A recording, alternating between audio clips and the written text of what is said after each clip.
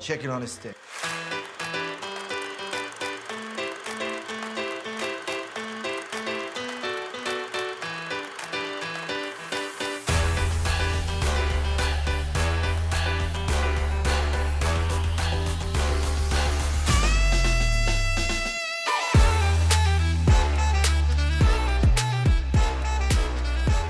Hi, I'm Patrick, I'm Maggie.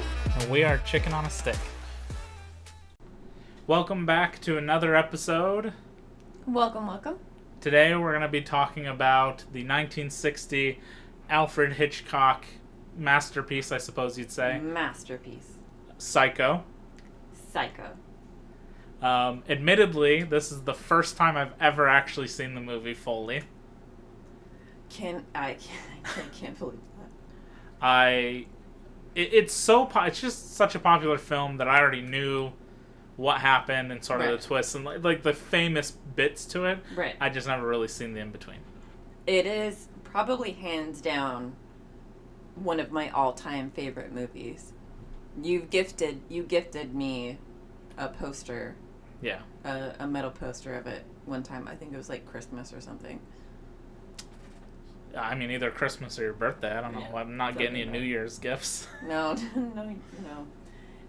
But yeah, it is such a good movie, such a classic. So I don't know. So when you watch people that do like cinema, like going over the years, there's always a clip of Psycho. That's true. So that's what we're going to be discussing today. Yep. We'll see you back in a minute. Yep. I am sorry. I only felt... It seems she's hurting you. I meant well. People always mean well. They cluck their thick tongues and shake their heads and suggest oh so very delicately.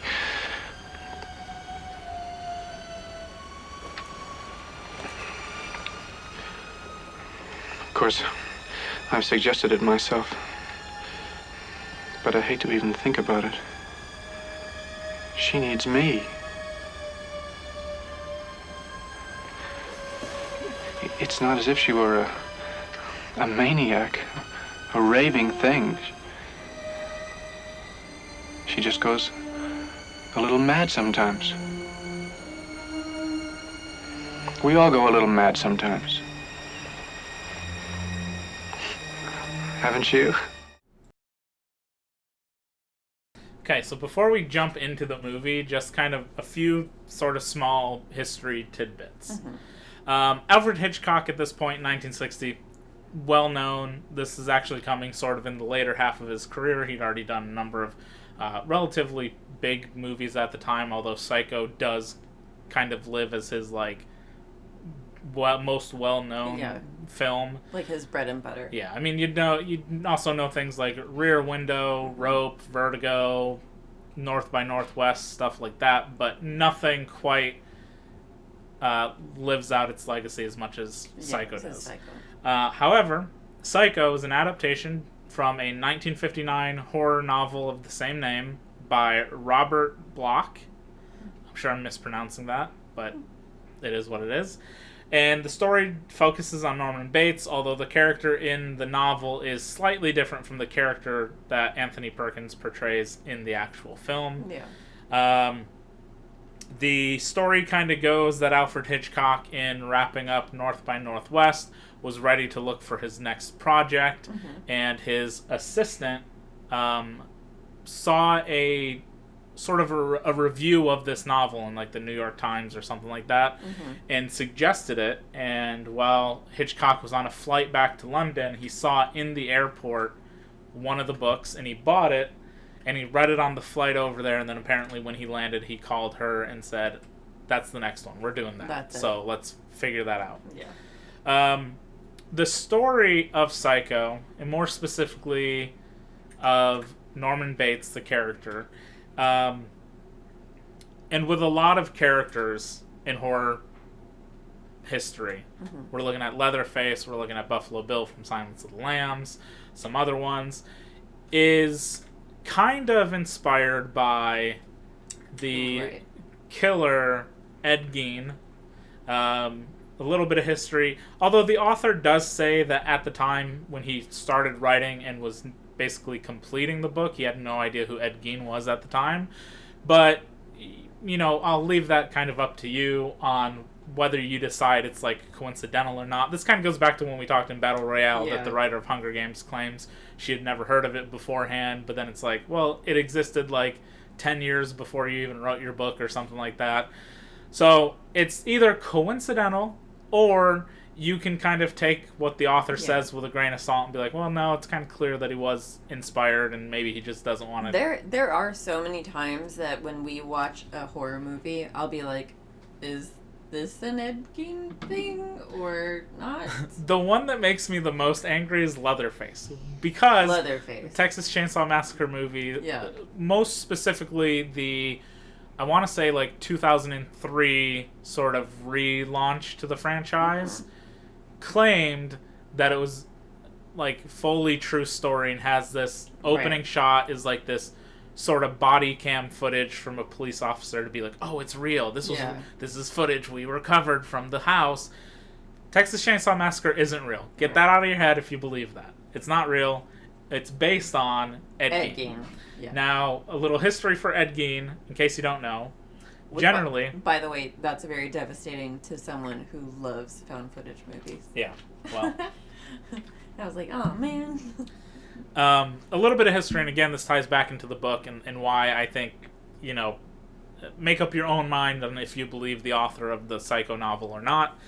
But in November of 1957, which was 2 years before the book was published, Ed Gein was arrested in his hometown of Plainfield, Wisconsin, for murdering 2 women.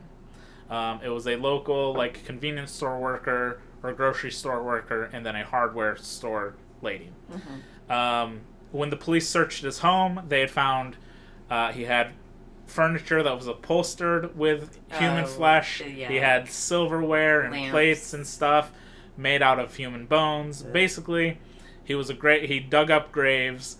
And then he cut up those bodies and took pieces and stuff. And he also, supposedly, according to the psychiatrist examining him, theorized he was making a woman's suit to try and pretend to be his dead mother. Again, when we get into the movie, that's going to make a lot more sense.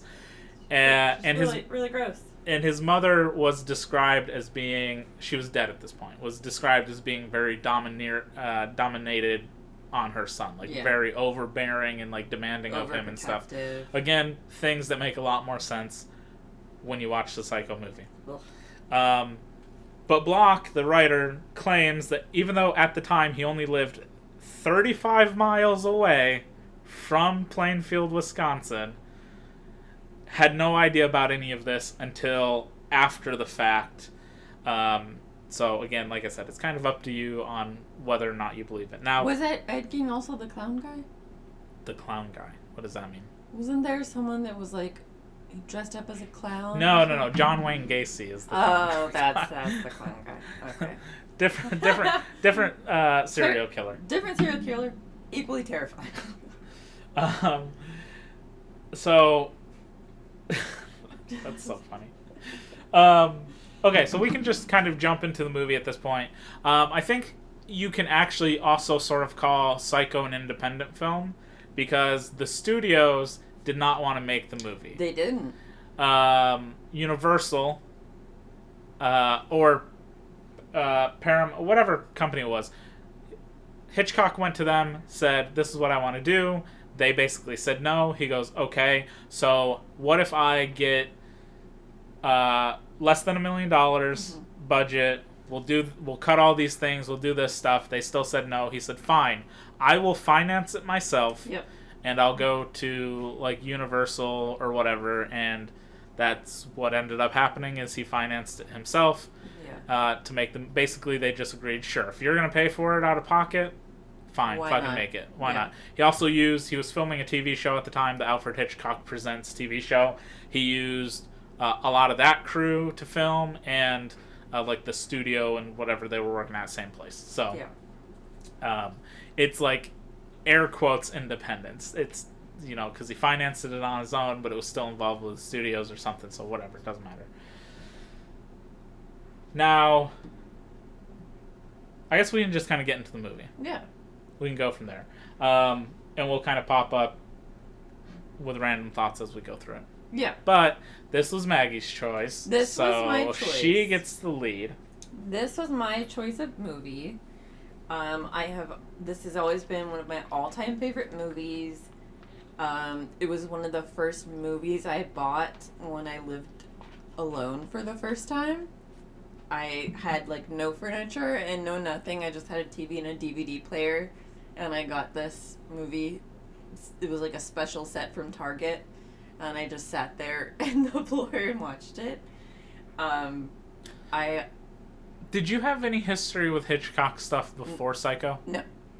Zero. That's so funny. Zero. Because I hadn't even seen The Birds before. The very first Hitchcock movie that I know for sure that I saw, and that's not saying like maybe I saw like The Birds randomly or something, because I know I saw The Birds at some point, but I don't know like timeline wise if it was before or after this. But the one that sticks out the most in my brain, I want to say was middle school, maybe.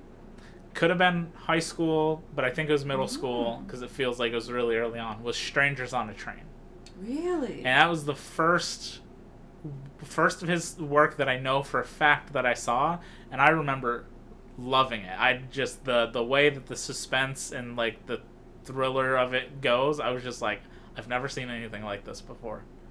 This is totally different from all the like child movies I've watched before that.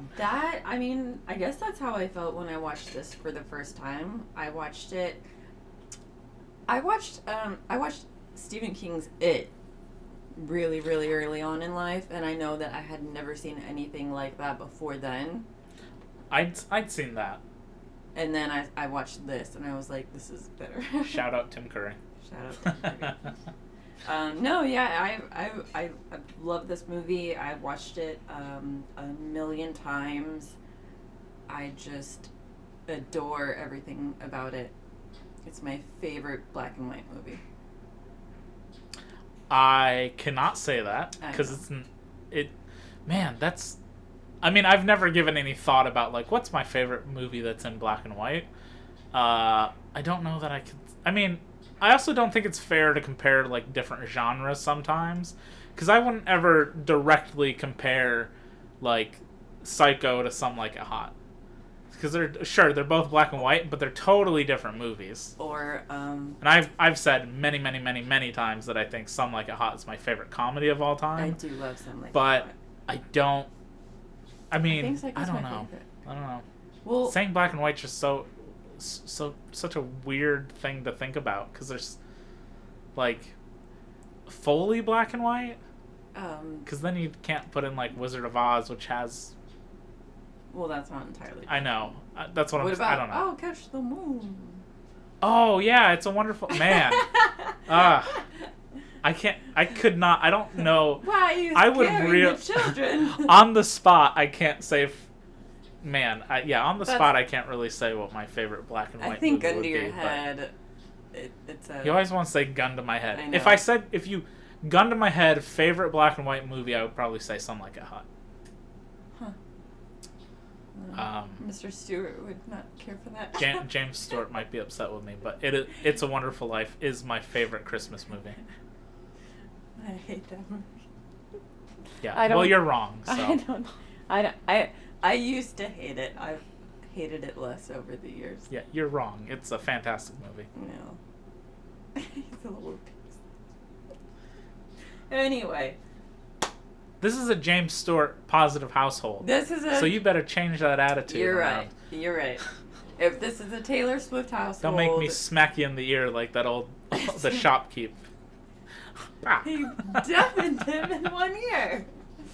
You're right. This is a Taylor Swift and a Patrick Stewart household. Nope. James Stewart? That's not right. Yeah, Patrick Stewart's totally different. That's different. Positive on Patrick Stewart too, but totally different. I evened it out. Anyway. You know who I meant. Oh, Okay. yeah. So anyway, Psycho. Psycho. Yeah. We're getting,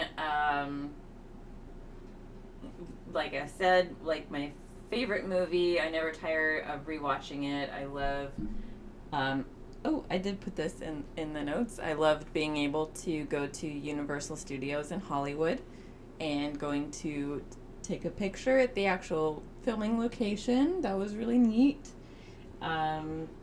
She does have a photo of her being in front of the house, as well as on their little tour. On They the have lot. a Norman Bates actor come at you with a knife. Which is so hilarious to me. I don't know how many times a day this little, like, bus van, like, goes through the back lots of Universal, but however many times a day it is, there's a man that looks like Norman Bates in a suit pretending to load something out of his car and then approaches you as a viewer, and then we're like, you hear the song in the background, reet, reet, reet, reet, and then the thing takes off, and you're like, So scary. so scary. So that was probably one of my favorite things of visiting Universal, but also I love that basically the opening scene of Psycho is a very risque scene where we're seeing someone who's a woman that's during this time of filming probably we wouldn't be seeing in like a bra and undergarments or having an affair or whatever it is that she's doing. I think that it was a very edgy way to open a movie. Yeah. So we did watch we a while back bought the Alfred Hitchcock collection with, I think it's called the collection. Mm-hmm. Whatever. It has Vertigo, Rear Window, Birds, and Psycho in it. The birds. With the 4K HD versions and the Blu-ray versions. But we watched what's considered the uncut version, Mm-hmm. which, as the movie says, or when you're selecting the options, says this is the uncut version that audiences would have seen in the theaters in 1960. Right. The cut version is what was edited out of that original one for screening on like TV stations or something, Yeah. which seems so strange to me that you'd call the theatrical release the uncut version. I don't know. I thought that was weird. But, It's very strange. so we watched that version. Yep.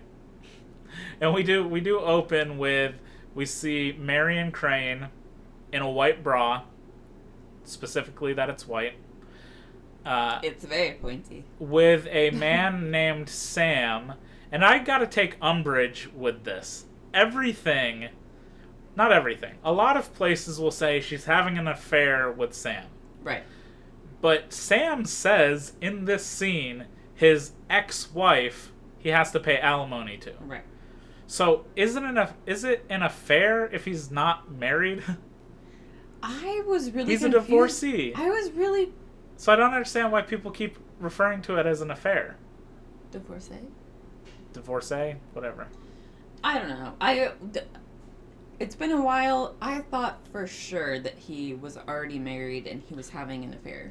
He said, so Sam says in that scene, because they're talking for a while, and he's complaining about all these debts that he has. Right. Like that he'd love to run away and do these things, but he's got these debts. He's got debts from keeping his hardware store afloat during the 1960s recession that was happening. That was a real life thing. It happened like 1960, 1961.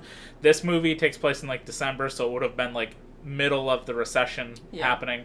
So he paid a lot of his own money to keep his store open, and then he's got to pay alimony to an ex-wife, Right. and his father also just recently passed away, and he has to take care of that. So he's complaining about debts, and it seems clear to me that like he's not married. Because why would he be I don't making think, things yeah, about I don't think that he is. I feel like he even mentions, like, she's possibly remarrying, which he would Yeah. then not have to pay alimony. Either he would get married again, or she would, and then they wouldn't have to pay alimony or something. But then, like, why are they going to a lucrative hotel? I don't know. I did write in my notes that they got a little afternoon delight. They did. They did. I'm sorry, what's an afternoon delight? I don't know. They did have a little afternoon delight. She had to go Because back. she does mention she's got to get back to She's work gotta get back to before work. her boss gets back from lunch. Yeah. So, so Marianne is headed back to the office.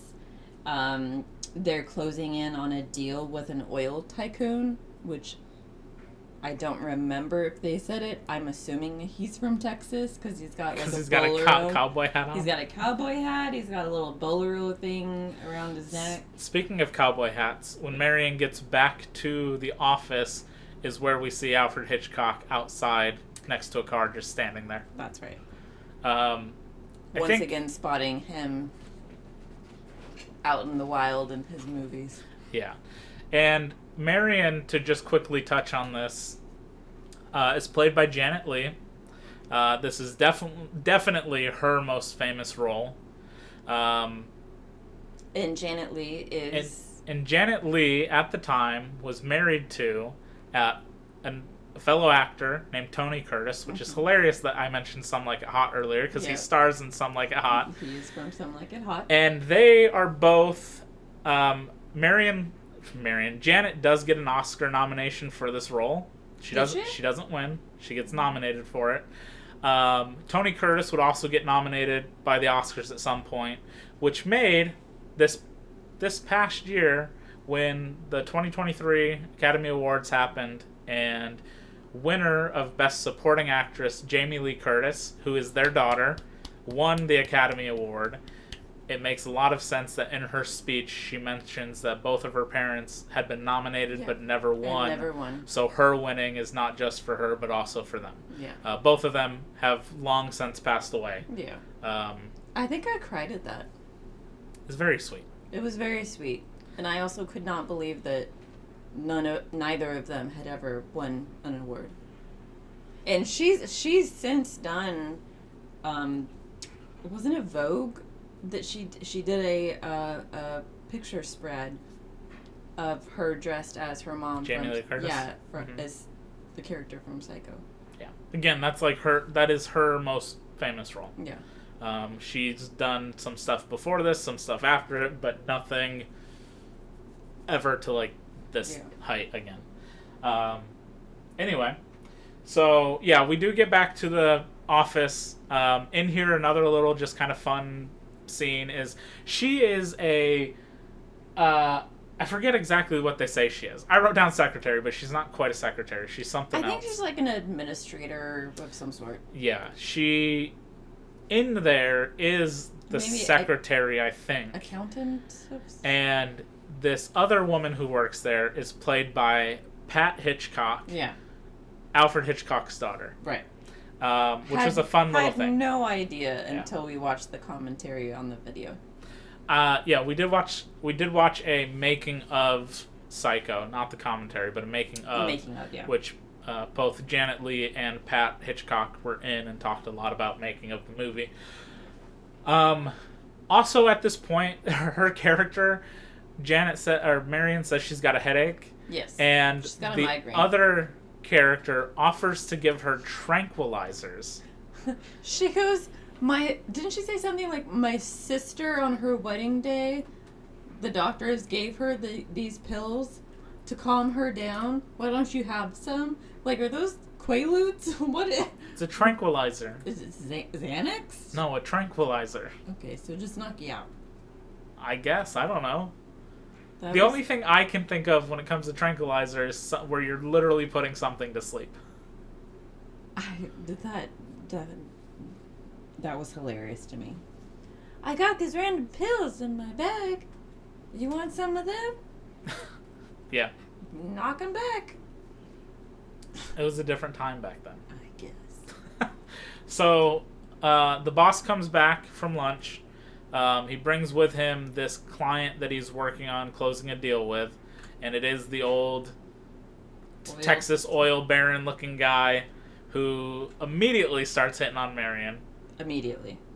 And he's like waving money in her face. Yeah. To be like, come work for me. I'll give you a lot of money. And it's just very unacceptable. It's very gross. And everybody just kind of sits there and is like, oh, okay. Even the other the secretary lady or whatever's like, he must have noticed the ring on my finger because he wasn't flirting with me. She almost seemed disappointed that he wasn't hitting on her. I mean, I would be too if you're just waving a bunch of money in my face. You'd be disappointed if an oil tycoon wasn't hitting a gross... If they were offering to give me some money? Yeah, kind of.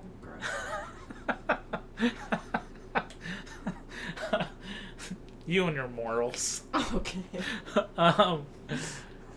So at this point, there's some funny lines in here where he mentions like basically that he doesn't pay his taxes. That's why he's got so much money and all this, and he only carries cash on him. He offers. He's making a payment of $40,000, which the boss gives to Marion to take to the bank to cash. And she goes, "Okay, boss. While I do that, I got a headache, so I'm gonna take the rest of the day off." And the boss is just like, "Sure." Yeah. Mostly because the cowboy guy is like, yeah, give her the rest of the day off. Pretty thing like that? Yeah. He's like, pretty little thing, let her go. We're going to go to a bar or something and go celebrate this big win. Yeah. I don't know what that means for the other lady. Fuck off, I guess. Nothing. She's the secretary. Go back to work. Yeah. So she takes the money. Supposed to be going to deposit it in the bank. But at this point decides... In fact, I'm going to just take the money, and I'm going to drive to go see Sam. Well, she originally is going home, but then we start to see her contemplate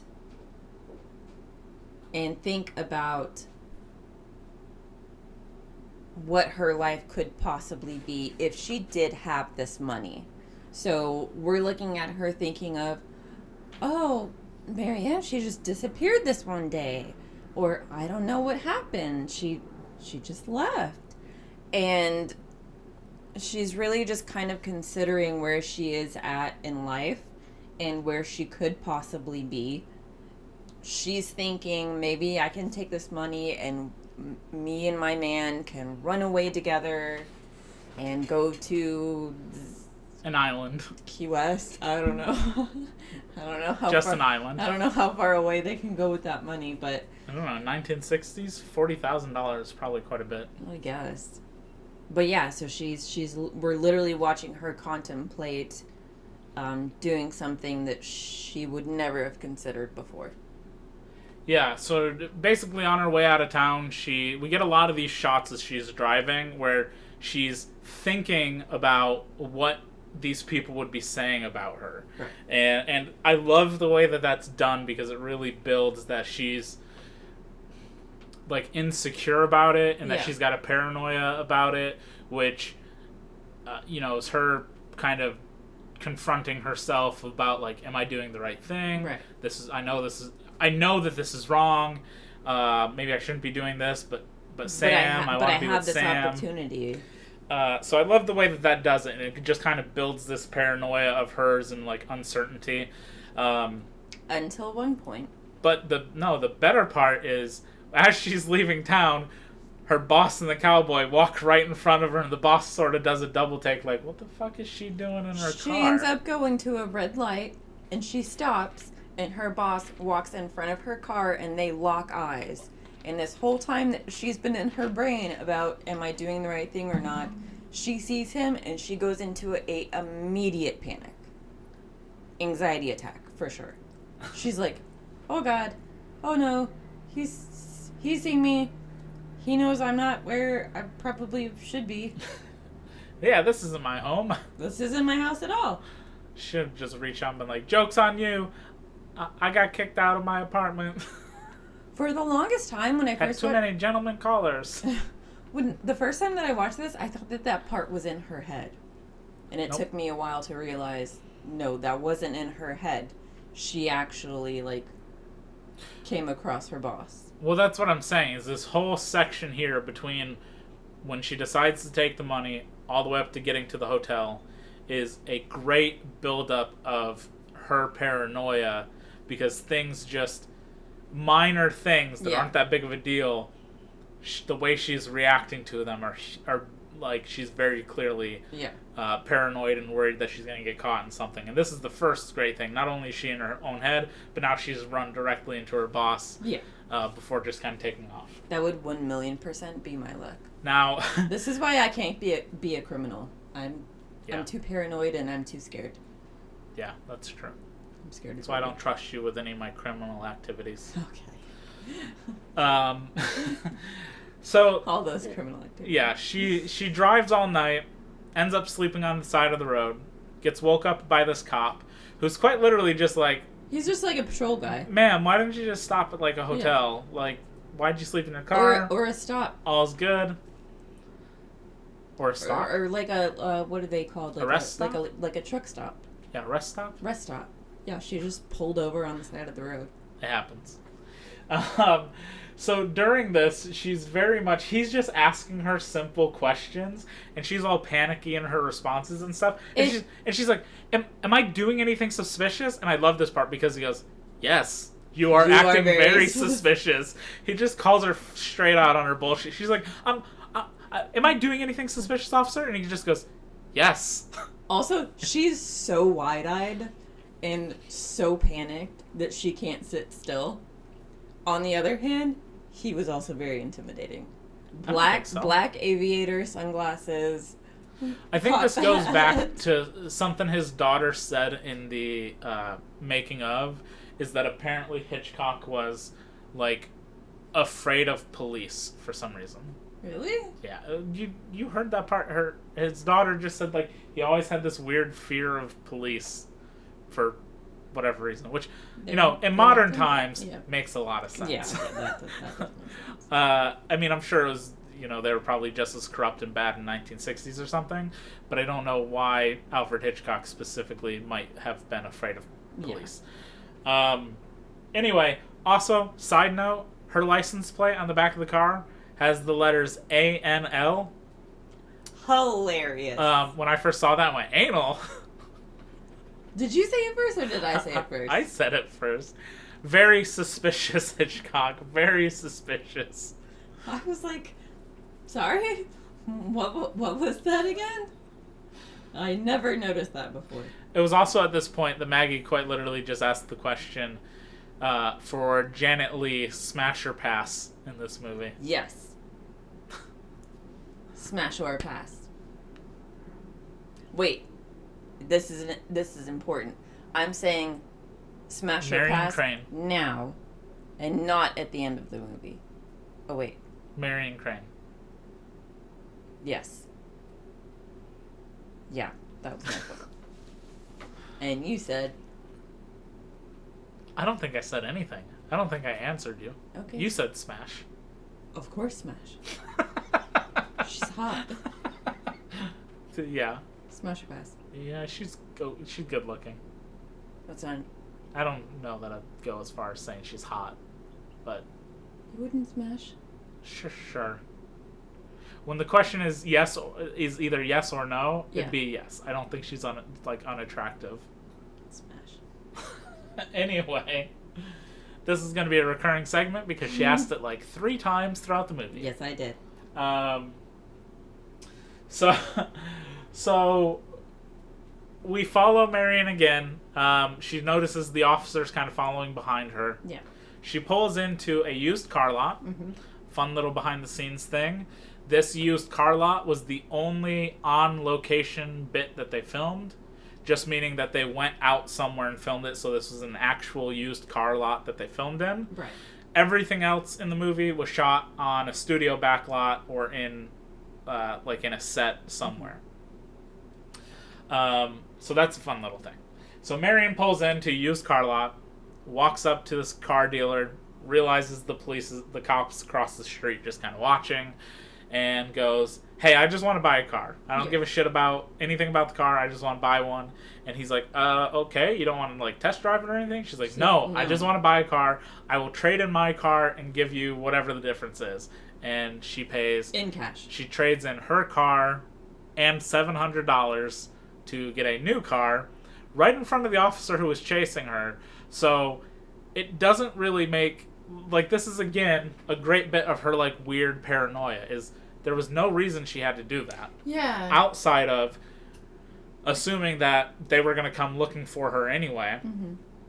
But she did it right in front of the officer. So even if the officer is making notes of any of this, he could have been like, this lady with this license plate sold that car and then got this car with this license plate. Yeah. Anybody can follow that trail. It's just her paranoia that she's going to get caught, that she's doing even more suspicious shit. And like just rolling up to a used car lot while a cop is watching you and just buying a new car and leaving. About as suspicious as you get. I don't know.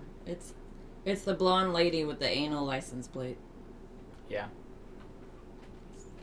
Pretty easy to find. So finally, at this point, we get to the Bates Motel. Yeah. She's driven all night. Night. In the rain. It is nighttime again, in the rain. She pulls over because it's so stormy and rainy she can't really see in front of her.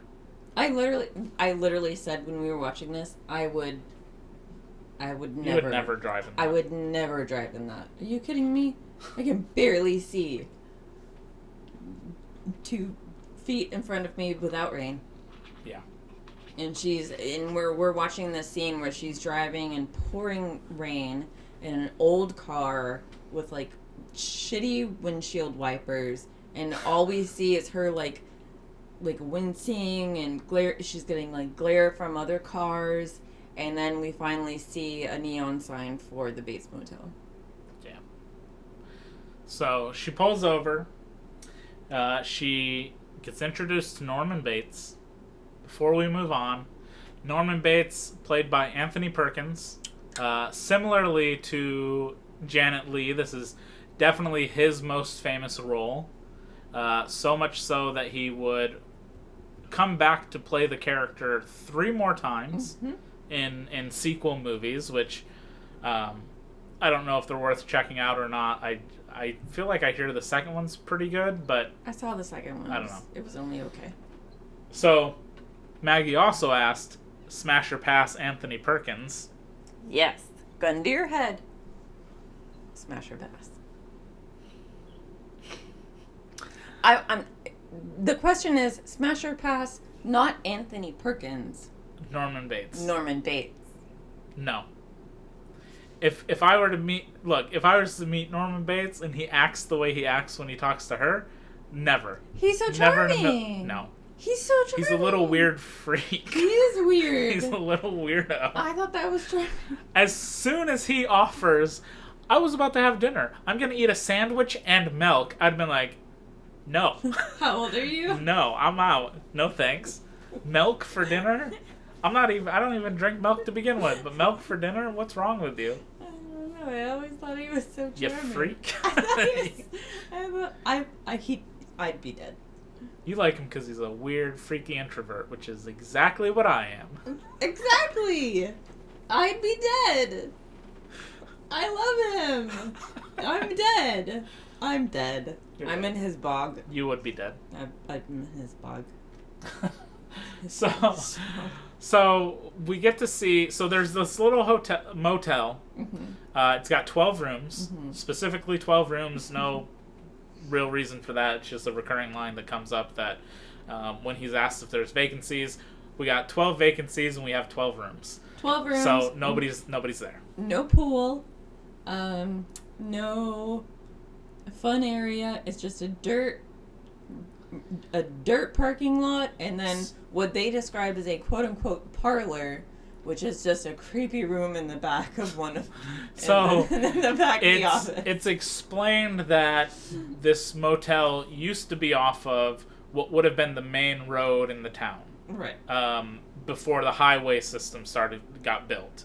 So tons of people used to come by here, but now because of highways, nobody really comes by here anymore, so they don't get many people in. Norman Bates lives in the house just up behind the motel. We saw, whenever Marion first showed up, we saw a woman walking past an upstairs window. and then we saw Norman. Yeah. And so Norman checks her in. They have a little bit of small talk. She gets a room key, just goes right back to her room. And he's very obviously, he sees that she's a beautiful woman, and he's interested in gauging her. I don't know. He's interested in having her as company. Yeah. And so Norma. My brain's messed up. Marion goes to her room. Yeah. She kind of unloads her bags. Mm-hmm. She's trying to hide the money. She does check. She kind of writes a little note about how much money she actually had. They have Bates Motel stationery. Yeah. And that's why she gets excited, so that she can make a note. Yeah. Basically, she just writes down. She can't do this math in her head, apparently. She has to write it down. 40,000 minus 700 equals this. And then she rips it out, tears it up, throws it into a toilet. Now, fun little trivia. While this is not... my favorite piece of trivia. Some people, if you look it up, will like to tell you that this is the first American film to not only show a toilet, but showing one flushing. Not 100% true. There's a silent film from 1928 called The Crowd, which in the background you do see a toilet. So technically a toilet has been on film before, in an American film, before Psycho. But Psycho is the first American film to have a toilet flush. Right. And technically, in The Crowd, the 1928 silent film, it's in the background. It's not like a door is open to the bathroom and you can kind of just see it. Is it like out of frame? No, it's not out of frame, or else you wouldn't be able to see it. Well, I don't know. I mean, when I say out of frame, like, is it blurred in the background? No. Again, the central people are kind of doing their thing in the foreground. The door to the bathroom is open. You see a sink and you see the toilet seat. That's it. It's not really focused on or anything. It's just there. This Psycho does it a little bit differently because they do deliberately show the toilet flush, like up close. So technically, you could say it's the first film to like shoot the toilet. I suppose is the way you would say that. But the bigger thing is like a toilet flushing because they were prudes back in the. It's just so funny because it's not like it's pee or anything. It's she's just flushing it's paper. Because it. Well, I mean, what do you think about when you think of a toilet? Go into the bathroom. Yeah. That's why. It's because of what it symbolizes, not necessarily just, well, there's a toilet. It symbolizes things you don't speak about. Poop. yeah. Oh my exactly. God. Exactly. Back then, that was a big deal. That's so funny. Just because you are so open to talking about it. I am the most open-minded person you've ever met. Yeah, okay. Try again. Crazy. Anyway. So, Norman, while she's in there, while she's doing all this sort of stuff, she does hear Norman getting yelled at by his mother. Right. And when Norman kind of comes back and brings her a sandwich and milk, still fucking weird. Isn't it like a cheese sandwich or something? I can't really tell if when she's eating, if it's like just toast? bread with some like meats or cheese or something that she could put on it. Because it looks like she just picks up a slice of bread and starts eating it. Yeah, eating it. So it's not necessarily a sandwich. It's just like, I brought you bread, milk, and some other stuff if you want to put it on top of it. It's a make your own. It's a build your own sandwich with Norman date. And we've talked about his taxidermy. No, we're getting there. So he invites her in. He says, "Look, we can go into the parlor. I don't really think we should do this in the office because it's too." Does he say like? He says something. It's like some corny joke. It's like too officiant or something. Oh, he says this is the office, But if we ate in here, that would be too efficient or too. It doesn't matter. It's a really dumb like joke. So he takes her to the parlor, which is just this room behind his. It's a creepy room. just this room that's full of taxidermied birds. I would love to know anyone that has a parlor in their home. And is it or is it not creepy? I don't. Well, it's not his home. It's in the motel. So this would just serve sort of as like a common area in a basic hotel nowadays, probably. I don't like the term. Because I think parlor, you think, like I think oldie times of people would go back there and like smoke cigars and drink brandy or something. I guess. Parlor room. Anyway, they sit down. They have a conversation. Norman, again, kind of seems like excited to have somebody talk about, but he's also very, like, yes-manning her. Because he'll say something and she kind of disagrees with it, and then he's like, oh, yeah, you're right, but I just say that other thing. He's so excited to have company, and he's not only excited to have company, but he's excited to have female company, I think. So whatever she says, he's like, yeah, whatever makes sense to you. Yeah. Is it weird to be in my parlor? Is it weird to have dead birds on my wall? Whatever you think. Yeah. She does ask about the taxidermy, and he's like, oh, it's my little hobby. You know, it's cheaper than you'd think. You just need some, like, thread and needles and sawdust, and the chemicals is, like, the most expensive part, but... Yeah. Whatever, and he says that doing it to birds is better than other animals, which I don't really understand completely how that's much different at all. He makes a comment where he says that taxidermy to birds makes sense, but he would never do that to dogs or cats or anything like that because they're too human, which I thought was interesting. Yeah. He was like, well, this is creepy, but I'm not that creepy. Yeah. I'm only a little creepy. This is also where he brings up that a boy's best friend is his mother. Which at this point, would you still... No. No? Pass. You think if I told you that my mother was my best friend, you'd be like, oh, no. Well, I know your mother, and I know that she loves me more than you, so... Okay. That's fine. I'm just kidding. Yeah. No, if someone said a boy's... What was it? A boy's best friend is his mother. No. Yeah. Pass. I'm gone. I'm out of there.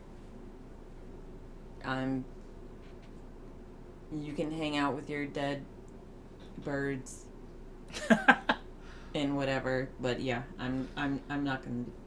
He also says here that because she brings up hearing the argument, and he just says, you know, she just goes a little mad sometimes.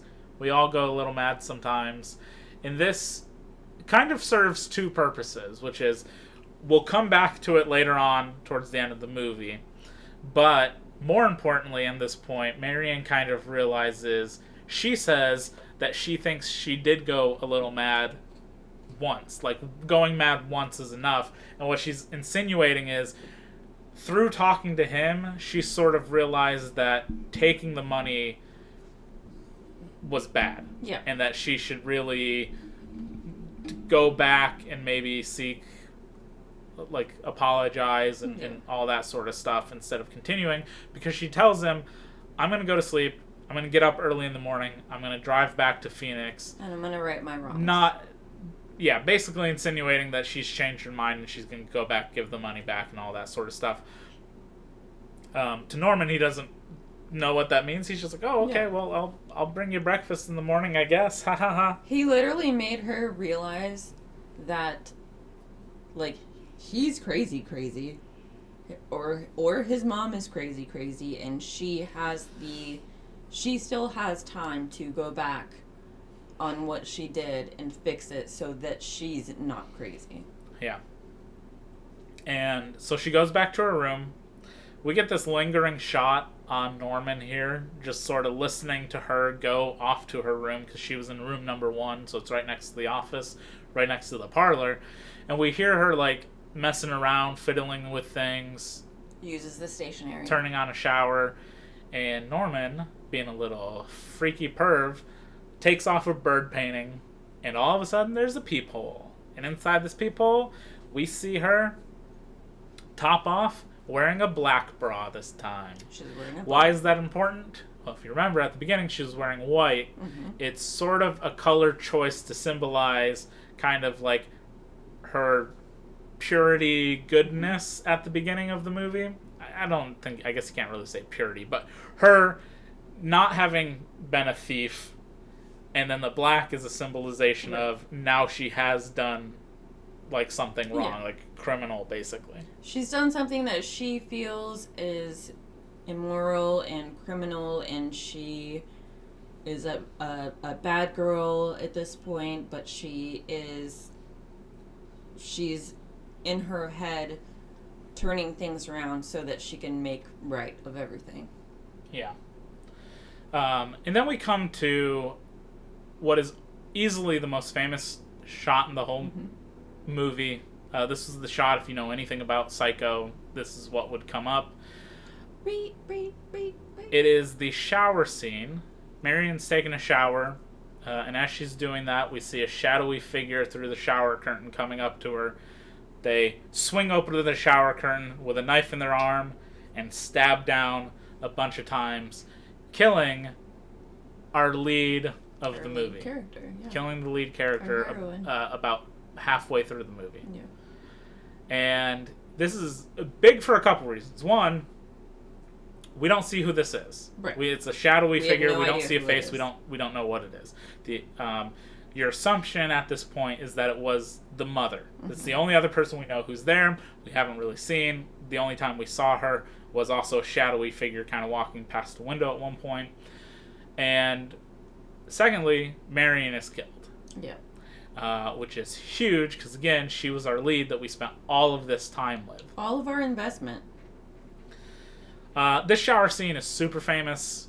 There's a lot of like miscommunications, misinformation about the scene itself. Even Hitchcock put out bad information in there saying that this scene was shot with 70 different camera setups, and it's like 45 seconds where they do a bunch of cuts in between all those things. Somebody at one point did actually sit down and count it, and the definitive answer is, in this scene, with all the cuts that they do to the music and the stabbings and everything, is there are 60 individual camera shots between POV views, tilted cameras, cameras pointing down, knife camera, whatever. It's a great shot. It's kind of chaotic and a mess, and throws you into that whole situation happening right at that moment. And it's great. And it's fantastic to see. It's a surprise. If you don't know about it going in, huge shock. Yeah. Huge shock. Oh, huge. And huge even shock. even though I knew that it was coming, I didn't really know. I knew generally that it happens at some point into the movie, like you're invested in the character into the movie, and then it's like a big like twist to the story. But it's a while into the movie, longer than I actually thought it was going to be. Yeah, it's a long while. And I'm so happy because I have one of the few pieces of merchandise that I got from Universal Studios when I went and I did that whole like backlot thing, and going to see the place where it was filmed, was I went to the merchandise store and I got a bath towel that's all white and it says Bates Motel on it, and then it's got like fake blood spatters. It's so cool looking. I love it. So as this happens, Norman Bates comes running into the room. He is shocked and surprised to see this body, and he then starts to clean things up. Yeah. He takes the shower curtain down. Panic Cleaning. He puts her body into the shower curtain, rolls it up, shoves it into the back of her car in the trunk. He kind of picks up her belongings and stuff in the room, shoves those into the car as well, including the money. Yeah. And he kind of just cleans up the area to make it look like nothing had happened. And then he takes the car over to a swamp that he lives nearby, and he just puts the car out into the swamp, and we see the car slowly sink with Marion's body in the trunk and all of her belongings, including that $40,000. Well, not $40,000 anymore. Like, I'm sure she had to pay him some money for the hotel room or whatever. Just over $30,000 at this point. And she, well, I guess $39,000 and something dollars. The car sinks. Norman's just kind of standing there overlooking it. And we cut to basically a few days later. Mm-hmm. Week later or something like that. I don't quite remember what exactly it might say. And we come to find out that people have been looking for Marion since she left. Not quite a missing persons report or anything like that. We meet her sister Lila, who she had spoke with earlier on the phone near the beginning of the movie. And she comes to Sam's hardware store. She assumed if Marion went missing and took all that money, she must have been coming to see Sam, so she goes to meet Sam. This is where we get a fun little movie history trivia stuff again, in that we learn that Sam's last name is Loomis. Right. So his name is Sam Loomis, and this is the fun trivia bit, is for horror fans. This is kind of twofold. One, the original Halloween film, starring Jamie Lee Curtis, so another tie back to Psycho itself, is Dr. Samuel Loomis, named after the character of Sam Loomis from Psycho. So a double relation to Psycho and Halloween there is Jamie Lee Curtis's mother stars in Psycho, and a character name carries over. But it goes even a step further to the original Scream movie. In Scream, we have a character named Billy Loomis, whose name is a reference to Dr. Sam Loomis, who is a reference to Sam Loomis in Psycho, so it's like a threefold thing. Right. And it goes even further, because if you go to Scream 7 or Scream... Wait, is it Scream 5 or Scream 6? Whatever the last two Screams were, you have a character whose name is Sam Carpenter, who... Carpenter is a reference to John Carpenter. Right. But her father is Billy Loomis, so technically her name could be Sam Loomis, which is another extra layer of Dr. Samuel Loomis from Halloween and Sam Loomis from Psycho. So there's a lot of carrying over of the Loomis name and Sam or Samuel names. Love it. Throughout these very famous horror franchises. I love that these horror franchises are like an onion, and you like peel away some of the things. Peel the layers away. Peel the layers away, and we get more and more interesting and satisfying facts. Yes. So Lila meets Sam and basically explains to Sam that she's gone missing and she thought maybe she'd come here to see him. Right. And he's like, no, I haven't seen her at all. And as they're talking, in walks a detective, or not a detective, a private investigator, named Arbogast. And he says, I was hired to look for her. She stole $40,000. And Sam's like, what the fuck? That's crazy. I haven't seen her, though. Yeah. And he's like, okay, well, I'm going to keep looking for her, and if I find something, I'll let you know. He was obviously hired by, like, the cowboy to get his money back, basically. Arbogast says, okay, well, she came this way somewhere. Maybe she stopped at a hotel or something. I'm going to go and check out all these hotels. We follow Arbogast for a minute as he checks a bunch of different hotels and things, and finally he wanders into Bates Motel. Okay. And he meets Norman, and he says, I almost didn't see your place because your sign's not on. And Norman's just like, oh, I forget to do that all the time. Yeah. Whatever. And he turns it on, and he starts to get asked questions of like, was there this young girl here? Norman says no. He goes, well, do you mind if I look at your sign-in book? And he's like, sure, go ahead. And he looks, and he goes, I also have a sample of her handwriting. And he matches it up to a fake name that Marion put into the logbook. And then all of a sudden Norman's like, oh, yes, I do remember her. Oh, wait a minute. Now that you mentioned that, I do. And he's, like, nervously eating, like, candy corn. Candy corn is what he eats the entire time. Just randomly has candy corn. Yeah. So he starts to kind of backpedal on what he was saying. And Arbogast is like, okay, well, what do you remember? What room was she in? Would you mind if I looked? And all this stuff, and he seems suspicious of Norman, but he kind of just says she was here for the night, she left early in the morning, said she was going back to Phoenix. I don't know. I can't help you Norman's past also that. acting weird as fuck. Yeah, but he also always acts weird as fuck, but he looks very suspicious because he's directly being asked about this girl who he knows was murdered. So Arbogast is like, all right, well, see ya, and goes outside, finds a phone booth, calls back to Sam's hardware store, and tells them, I found where she stayed. He said she left for the morning, but I don't exactly trust that. He said that his mother potentially saw her, so I'm going to go and try and ask her about it. Because he, when I asked, said no, but I'm just going to go up there and try and ask her anyway, see if she knows anything.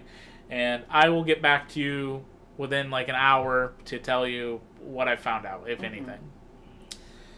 So Arbogast goes back. He doesn't see Norman at the office or anything, so he climbs up the stairs up to the house, and he goes into the house. And as he's kind of being sneaky, he's walking up the stairs to the second floor, and we get this aerial shot, kind of this looking down as he's climbing up the stairs. There's this open door in one of the rooms at the top of the stairs, and as which by the way, this whatever set this is, and the stairs, you have seen it in Twilight Zone a lot. Not only that shot, but also the guy that plays Arbogast. In Twilight Zone all the time. If you're a Twilight Zone fan, you've seen this study, or this downstairs upstairs situation. I don't know what you house. I don't know what you call it. House. It's a house, but it's like very specifically a shot from up the stairs and where you see the downstairs. Oh, I don't know. I don't know what that is. The top-down shot? Sure. But yeah.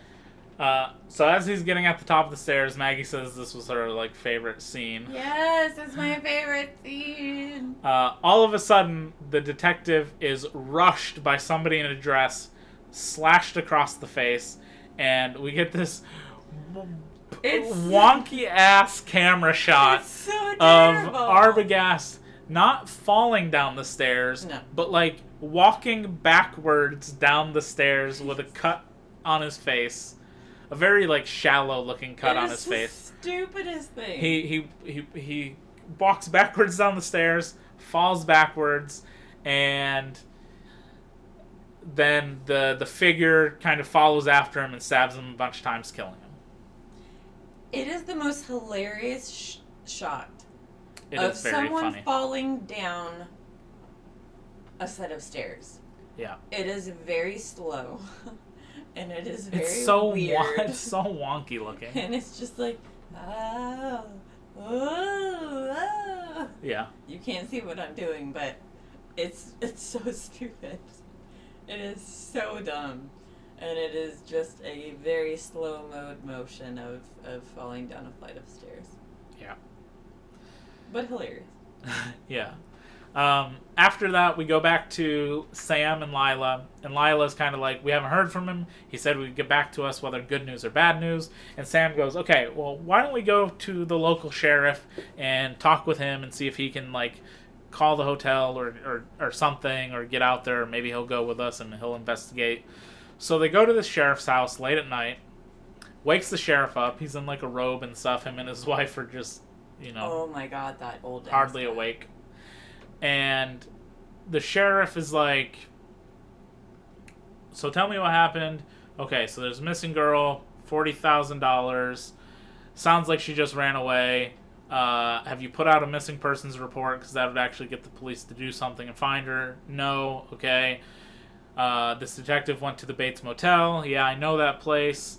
But then he catches on to them, keeps saying something about the mother. Mm-hmm. And he says, well, Norman Bates is a pretty nice young man. He runs that whole place. But I find it hard to believe anybody saw his mother, because she's been dead for 10 years. She's buried over in the graveyard over there. Yeah. And they're all kind of shocked, whereas an audience is supposed to be shocked, because Yeah. we've seen a We woman, watched a woman figure, in the window. Yeah, We've a watched figure a who looks woman- like a woman. And who's also yelled at Norman. Yeah, and we've heard an argument and stuff, so it's very shocking to hear this news.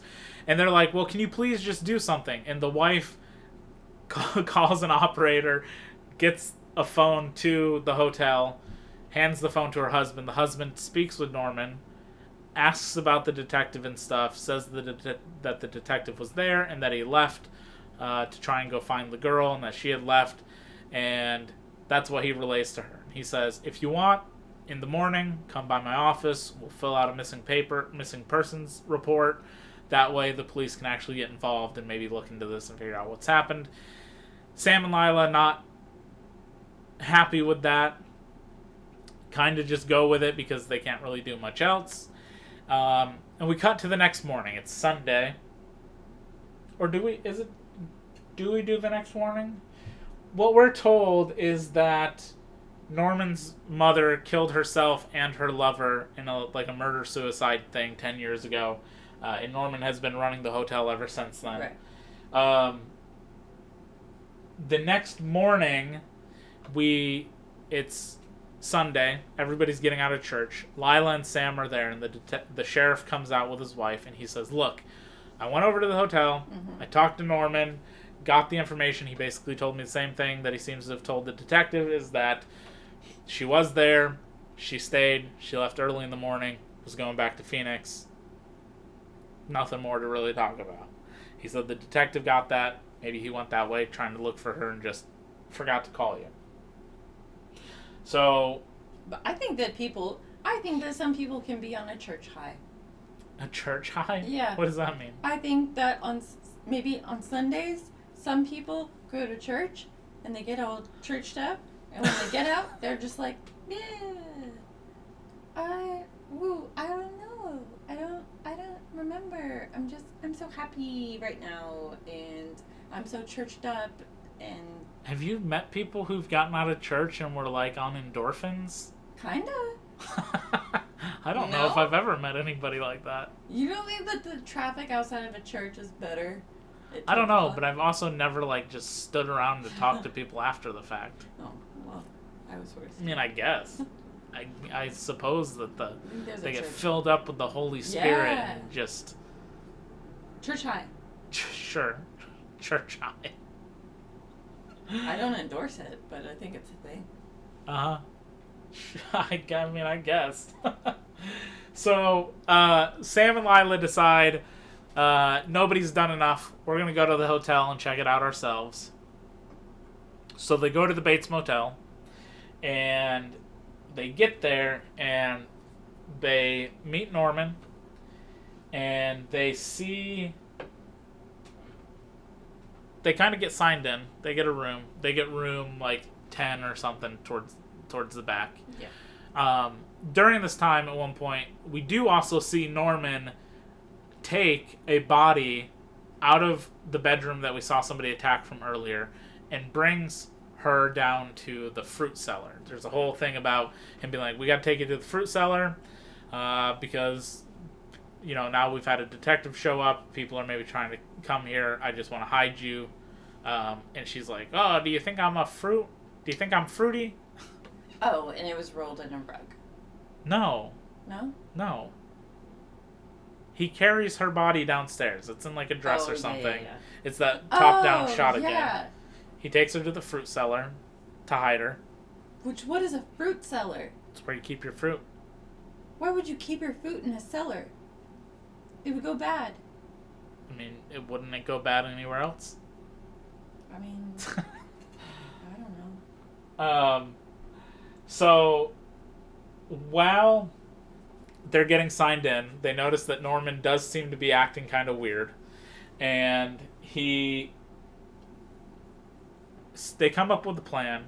Sam is going to basically distract Norman to give Lila time to search the room number 1 to try and see if there's any proof or evidence of her sister being there. While she's searching that room, she does find, and I don't know how anybody else would have missed this if they searched the rooms, paper behind or near the toilet with some scribbling on it that says $40,000. So she's like, okay, my sister was here. 1,000,000%. We know for a fact. Yeah. So let's figure out what happened to her. Sam is then just kind of talking to Norman. He's like, okay, I'll talk to Norman. You go up to the house. You try and meet the mother. Talk to her. See if she saw her or knows anything. Lila's like, I can take on an old lady. No problem. Yeah. And while Sam talks, Sam is like the worst distraction imaginable. He starts off just kind of talking to Norman, but the whole time he's like being intimidating.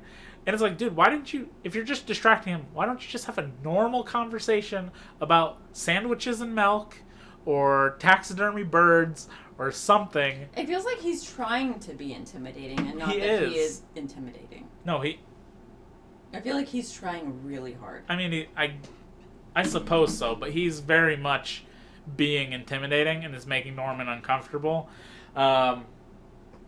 Eventually to the point that he's basically being aggressive and being like, what'd you do to her? Where did she go? Tell me the information. It's like, why? Just keep your cool instead of like causing a commotion. So Lila gets into the house. Again, no knocking, nothing. Literally just opens the door, walks in, kind of looks around, goes upstairs, goes into the room that we've seen people coming out of before, and it's a bedroom. And it's very clearly like the mother's room. There's big like vanity, is that what they're called? The vanity dresser thing. Vanity. Some other mirrors and stuff. Yeah, a weird like we have sort of this because I sleep like a rock, that after a while there's like a little indentation. Ours is not that bad. It's not that bad, it's but not that bad. It's like if you laid something down on a bed and never moved it for a long time, eventually it'd leave an indentation. So we see what looks like a indentation of a person, body, who had just been laying there, which seems kind of weird. Lila also spooks herself by looking in the vanity mirror and seeing her own reflection, and it's like, ooh, spooky. But she doesn't see anybody. So she starts to kind of peek out the window and notices that basically Sam and Norman have gotten into a fight, and Norman sucker punches Sam or hits him over the head with something, kind of doesn't necessarily knock him out, but knocks him down for a moment, and he's running up towards the house. And Lila can't get out of the house in time, and instead hides on the staircase leading to the fruit cellar. And when Norman comes in, she goes into the cellar itself. And while she's in the cellar, just listening to like Norman rummage around upstairs and everything, she bumps into something, and she turns it around slowly, thinking it's Mrs. Bates or Miss Bates.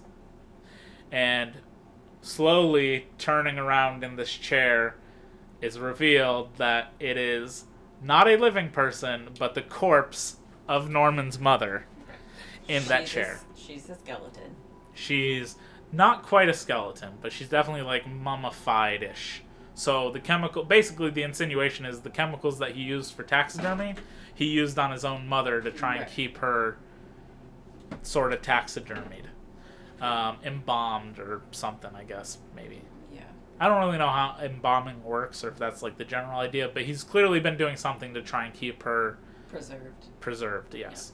Yeah. And Lila sees this, Lila screams, And then we get another pretty famous shot in that bursting through the door to the cellar is Norman in a dress with a wig and the knife, revealing that Norman, this whole time, has been his mother. Anytime anybody saw his mother moving around or the shadowy figure in the shower, it was Norman dressed as his mother. Yeah. In the nick of time, Sam shows up, wrestles him down, takes the knife out of his hands, and then we kind of cut to a prison, the prison, or the jail, police house, whatever. I think it's I think it's a local jail, and then he ends up getting moved to like a jail. Yeah. So what we get here is we kind of see some of our central characters, which is we see Lila, Sam, the sheriff, kind of sitting there, and the sheriff's like, "Oh, I'm sorry, we didn't figure this out sooner," and all of a sudden a psychiatrist walks in and goes, "Okay." Mm-hmm. So we have confirmed Norman has, or Mrs. Bates has admitted to having killed your sister and the detective, and that he dumped their cars in the swamp nearby.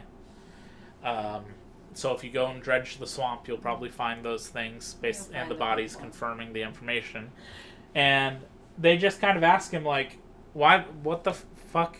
What was going on? What is all of this about? And the psychiatrist gives a kind of long monologue that sort of says that Norman has, through like abuse and traumas that he had suffered at the hands of his domineering mother, as a kid, has basically created a split personality where he is himself some of the times, like the mild-mannered, introverted Norman Bates that you might have interacted with, who's kind of sort of a pushover, more or less. Mm-hmm.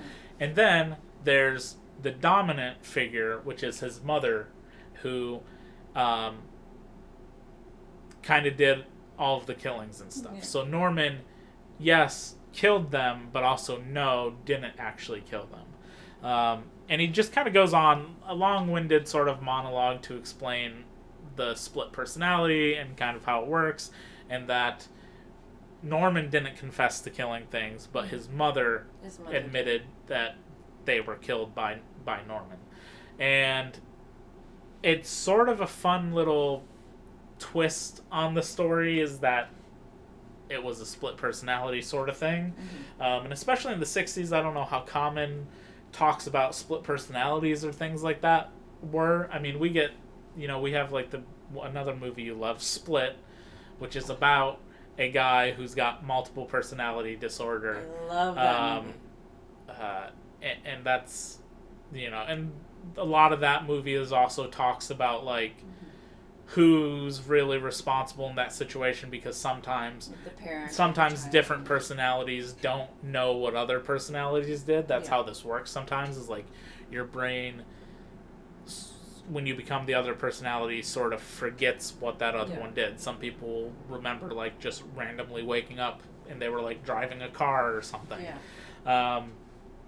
So it's a very interesting, twisty take to the story. We do see at one point some officer comes in and says, he said he was cold. Can I bring him this blanket? And they're like, sure, he's harmless. And he goes and brings him this blanket, and then we get a very classic, famous shot of Anthony Perkins sitting here with the blankets kind of draped over his shoulders, like an old woman. And he, kind of like an old woman, like a Shaw or whatever, and he's speaking to himself as his mother, saying, "They don't have anything. You're so sweet," or "I'm so nice. They don't know anything. I wouldn't even hurt a fly." Or there's a fly lands on him and goes, "Look, I'll show them. They're watching me. I know that they're watching. They're always watching. And I'm going to show them that I'm not dangerous, that I wouldn't even hurt this fly." Yeah. And he kind of like looks up at the camera, his brows sort of, his head's kind of tilted down, he's looking through his eyebrows, in this like very evil, menacing He's kind of doing like look. that Ronda Rousey look up. Ronda Rousey look. Yeah. Yeah. And that shot is great. I love it. But the movie ends with a very quick cut to them pulling a car out of the swamp, and then it ends. That's it. Just quick end. So that's Psycho. That is Psycho. It is a brilliant movie. It's definitely... I mean, again, I've not seen every Alfred Hitchcock film, but it's easy to understand why this would be regarded as, like, his best movie. Like, this is his masterpiece. This is the magnum opus sort of It's my favorite. thing. And I don't know why, when I was younger, when people would be like, what's your favorite movie? I didn't want to say Psycho. For people to be like, ooh. Ooh. It's not even that bad. I don't think it is. It's also kind of considered a precursor to the slasher genre. Yeah. Even though there's really, and Alfred Hitchcock wanted to get away with the shower scene, he didn't want to do anything nearly that violent again. That's why the private investigator's death is sort of goofy, with him like wobbling backwards down the stairs. Yeah. That's far less violent than the shower scene. Yeah, it is. The score to it is brilliant. Amazing. The main sort of theme that gets played over and over again is fantastic. And Love it. yeah, and Anthony Perkins is Great. absolutely fantastic. Knocks it out of the park. And Janet Leigh's great. also attractive. Who? Anthony Perkins? Yeah. Yes, Anthony Perkins is a good-looking guy. Stop fighting. Sorry, the cat and dog are trying to play. Or, well, more she's trying to play, and Max doesn't know what playing is. So she just kind of pounces at him, and he's like, oh, leave me alone. I think they're equally sexy. Who? Anthony Perkins and Janet Leigh? Mhm. Yeah? Yeah. I don't know. The guy who played Sam's pretty attractive. No. Maybe a more, like, generic... like, this is what attractive men should look like sort of thing. I guess. I don't know. But yeah, the movie's great. Basically for the first time I've ever seen it, I very much, even though I did know what the twists and stuff were coming, because I didn't really know the connective tissue, I was still invested and interested in what was going on and sort of what the next thing was and what the sort of story beats were. And yeah, I loved it. I think it's a great movie. I think you can enjoy it at any point in life, and it just has so many great attributes. Yeah. I love it. I'm gonna watch it 1,000,000 times over. Well, good thing we own it. You can watch it whenever. Hell yeah. It's also I think it's streaming on Peacock, maybe. Good. Just because I know that I'm pretty sure they have other Hitchcock films. I just don't. They have The Birds. I think The they probably have Birds. Psycho too. They're birding him. They're They're birding. birding him.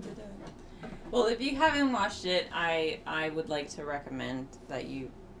Yeah, even though we just literally Watch it. spoiled the entire movie, Yeah, sorry. you should still go watch it. Because obviously we didn't go over every single nitty gritty detail. It's Kind of gave you classic. the bullet points of the actual movie itself. But it is the definition of a classic for sure. Classic. It is going to be mentioned and talked about forever.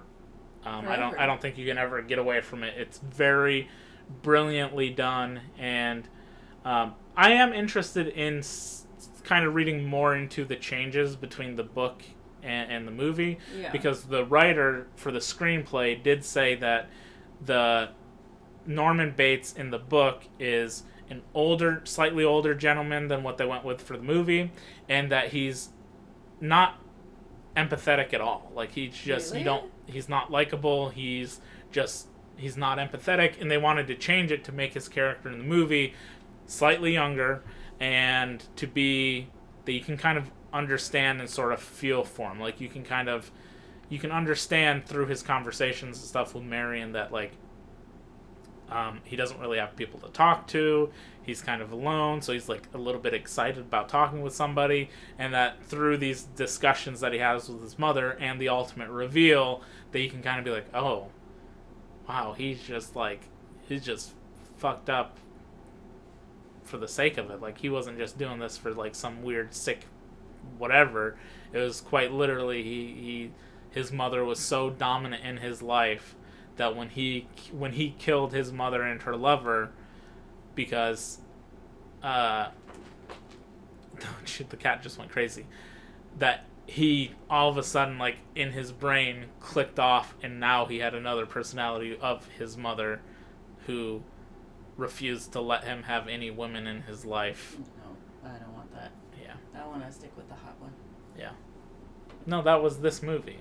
That's what I'm saying. Is, like, he's meant to be more empathetic in this movie to where you can understand, like, even though maybe you can't quite understand split personalities or multiple personality disorder, you can at least understand, like, oh, so, like, he had, like, serious trauma and was really fucked up, and when he was himself, he was a relatively sweet, nice, albeit introverted, lonely guy. Well, it's off-putting, but also a great story. Look, it's a red flag the moment you say, I drink milk for dinner. So I would have been... Yeah, no. Red flag. If anyone you know says that they want to have milk with their dinner, hard pass. Hard pass. Hard pass. I'm still 50-50 on milkshakes with dinner.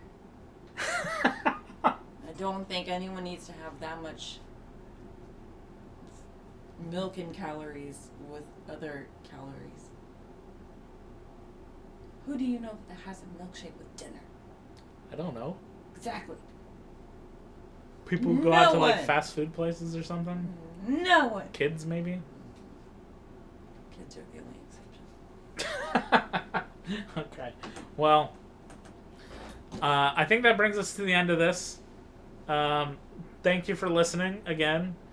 Check out all of our other episodes if you haven't listened to those.